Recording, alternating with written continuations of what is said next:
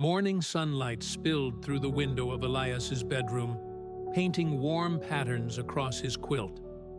Outside, birds announced the day with cheerful melodies. But Elias pulled the covers over his head.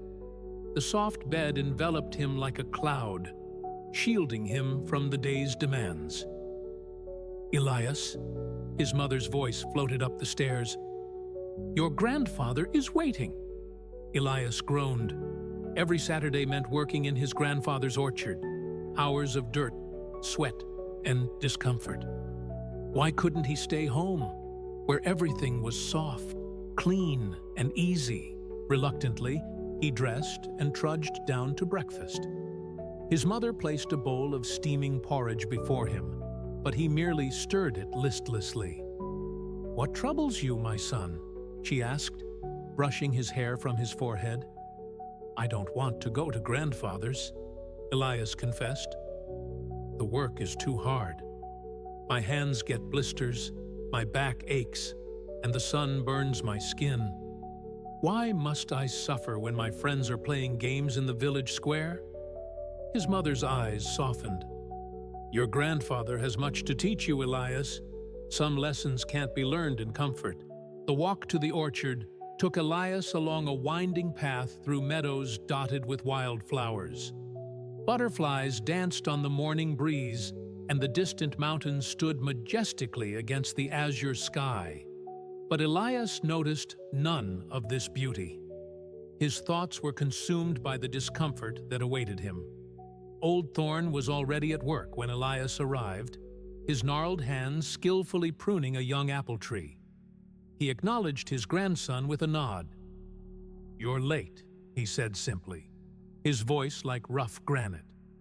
"Take the shears and start on the east row." Elias took the heavy pruning shears without enthusiasm. Within an hour, his hands were sore, and a blister had formed on his thumb. The sun beat down mercilessly, and sweat trickled down his back. When he thought his grandfather wasn't looking, Elias sat beneath a tree, seeking relief in its cool shade. "The trees won't prune themselves," came Old Thorn's voice, startling Elias. "Grandfather, it hurts," Elias complained, showing his blistered hand. "And I'm so hot and tired." The old man studied his grandson for a long moment, his weathered face unreadable. Then, unexpectedly, he sat beside Elias. "Come, walk with me," he said, rising again with surprising agility. Confused, Elias followed his grandfather deeper into the orchard, to a part he had never seen before. They walked in silence until they reached a small clearing where a single apple tree stood apart from the others. Unlike the healthy, fruit-bearing trees in the rest of the orchard, this one was stunted, its branches twisted, and its trunk barely thicker than Elias's arm. "What happened to this tree?" Elias asked, genuinely curious. "This," Old Thorn said, "is what happens when there is no discomfort. If you've ever grown through something difficult that made you stronger, write the word growth in the comments below as a testament to your journey." Elias frowned, not understanding. "When this tree was a sapling," the old man explained, "I planted it here, in the richest soil of the orchard. I watered it daily, sheltered it from wind and weather, and kept every pest away. I wanted to see if perfect conditions would create a perfect tree." He gestured toward the pitiful specimen. Instead, it grew weak. Without the struggle against elements, without the need to drive its roots deep for water, without the natural pruning of wind and weather, it never developed strength. Thorn led Elias to another tree on the edge of the orchard. This one was magnificent, tall and broad, its branches heavy with developing fruit, its trunk solid and straight. "This tree," he continued, "grew in poor soil, on the side of a hill where water runs off quickly. It has weathered storms, fought off pests, and endured drought. Each difficulty forced it to adapt, to become stronger, to find new ways to survive and thrive. Old Thorn turned to face his grandson directly. The tree did not choose its challenges, Elias, but it responded to them. And in that response, it found its strength. Elias looked at his blistered hands thoughtfully. So, the pain has a purpose? The old man's eyes crinkled at the corners. Pain, discomfort, resistance. These are the forces that shape us, just as they shape the trees. Without them, we remain untested, unknown even to ourselves. They continued their work through the afternoon. Though the discomfort didn't disappear, Elias began to view it differently, not as something to avoid, but as something to move through, something that might be teaching him. As the sun began its descent, turning the sky into a canvas of orange and purple, Old Thorn led Elias to a small stream that ran along the orchard's edge. The water gurgled melodiously over smooth stones, its surface glittering with the day's last light. "Watch the water," his grandfather instructed. Elias observed how the stream flowed smoothly until it met a large boulder.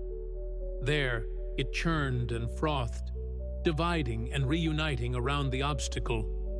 "Water teaches us another lesson about discomfort," Old Thorn said. "It doesn't fight the stone or try to move it. It doesn't stop flowing because the path is blocked. Instead, it adapts, finds a new way forward, and continues its journey." The old man dipped his calloused hands into the cool water and gestured for Elias to do the same. The cold relief on his sore hands was immediate and wonderful. "This is the practice I want to teach you," Old Thorn said softly. "The way of conscious discomfort." He instructed Elias to close his eyes and focus on the sensation in his blistered hands. Don't pull away from the discomfort. Don't push it away either. Simply be with it. Notice its qualities. Is it sharp or dull? Does it pulse or remain steady? Where exactly do you feel it most intensely? As Elias followed these instructions, something unexpected happened. The pain didn't disappear, but it changed. By observing it directly, without resistance, it became just a sensation rather than something to fear or avoid. Each morning, Old Thorn continued, "I want you to choose one small discomfort to practice with. Perhaps it's the cold floor beneath your feet when you first get out of bed, or the strain in your muscles as you carry water from the well. Don't avoid it. Step fully into it. Observe it. Breathe with it."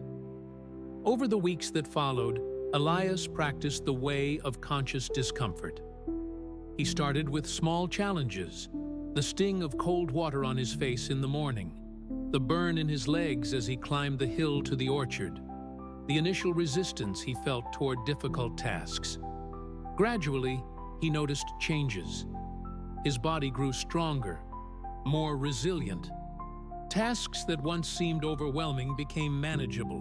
Most surprisingly, he found a quiet confidence growing within him, a knowledge that he could face discomfort without being overcome by it. One stormy evening, when thunder shook the windows and lightning split the sky, Elias's younger sister huddled fearfully in a corner of their home. Previously, he might have joined her in fear, but now he sat beside her with calm assurance. "The storm can't hurt us in here," he said gently. "And even if we feel afraid, that feeling is just visiting us. It will pass like the storm itself." He taught her to notice the sensations of fear in her body, the tightness in her chest, the quickness of her breath, without being controlled by them. Together, they sat breathing slowly, observing the storm both outside and within. His mother, watching from the doorway, marveled at the change in her son. The boy who once avoided all discomfort was now teaching others how to move through it with grace. The next Saturday, as Elias worked alongside his grandfather in the orchard, a summer downpour caught them by surprise. In the past, Elias would have run for shelter, but this time he simply looked up at the rain, feeling its cool touch on his face, noticing the contrast between the water's chill and his warm skin. Old Thorn watched his grandson with quiet pride. "You've learned well," he said, rain dripping from his gray eyebrows. Elias smiled. The discomfort was a better teacher than comfort ever could have been. As they walked home together through the rain-soaked orchard, Old Thorn placed a hand on Elias's shoulder. "Remember this truth, my boy. The most meaningful growth happens not despite our discomfort, but because of it. The obstacles we face are not barriers to our journey.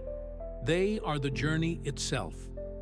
Our greatest strength emerges not from avoiding life's difficulties, but from learning to move through them with awareness and grace. The discomfort you feel today is shaping the person you will become tomorrow." If this story touched something in you, subscribe to Storybox Sage and share it with someone who might be avoiding necessary discomfort. Sometimes, the path we resist contains exactly the lessons we need most.